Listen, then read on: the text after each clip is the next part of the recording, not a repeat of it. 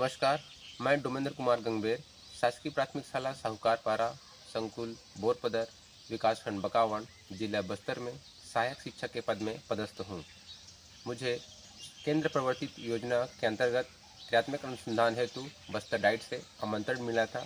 इसके पूर्व क्रियात्मक अनुसंधान के बारे में जानकारी नहीं थी, परंतु 3 दिवसीय कार्यशाला के बाद हमने जाना कि क्रियात्मक अनुसंधान क्या है, यह किस क्षेत्र में किया जाता है और क्यों किया जाता है। तो क्रियात्मक अनुसंधान शिक्षा के क्षेत्र में किया जाता है। इसका मुख्य उद्देश्य विद्यालय की समस्याओं का वैज्ञानिक अध्ययन करके चरणबद्ध प्रक्रिया के माध्यम से तत्कालिक समाधान करने का प्रयास करना, जिससे विद्यालय की गतिविधियों में सुधार हो सके और नवीन तथ्यों की खोज हो। शाला परिसर में बहुत सारी समस्याएं होती हैं, जिन्हें हमने कभी समस्या के रूप में देखा ही नहीं या समझा ही नहीं। शाला परिसर के वातावरण को व्यवहारिक बनाए रखने के लिए बच्चों में उचित व्यवहार करना जरूरी है।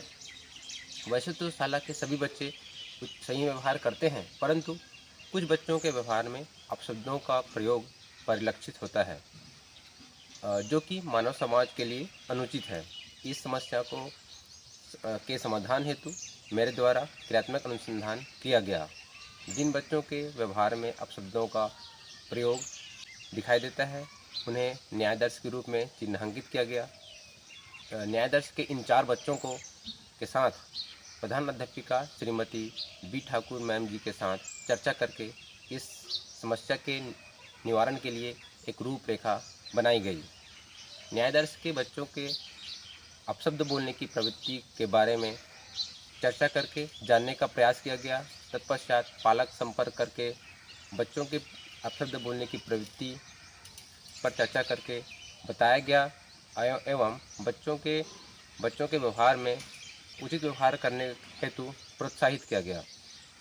इस प्रकार विभिन्न गतिविधियां कराई गई, जैसे एसएमसी बैठक के माध्यम से उपस्थित सदस्यों से चर्चा किया गया कि इस प्रकार के समस्या का समाधान किस प्रकार किया जा सके एवं बच्चों को आपस में वाद विवाद की गतिविधि कराई गई तथा नैतिक मूल्यों पर आधारित कहानी सुविचार के माध्यम से सही व्यवहार को बताया गया, क्योंकि व्यक्ति का व्यवहार ही उसके सम्मान का कारण बनती है।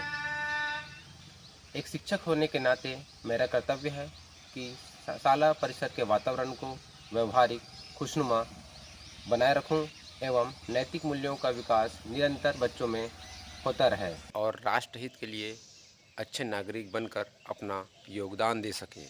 इस प्रकार विभिन्न गतिविधियों के माध्यम से न्यायादर्श के 2 बच्चों में उचित व्यवहार विकसित हुआ एवं 2 बच्चों के व्यवहार में अपशब्द बोलने की प्रवृत्ति में कमी आई।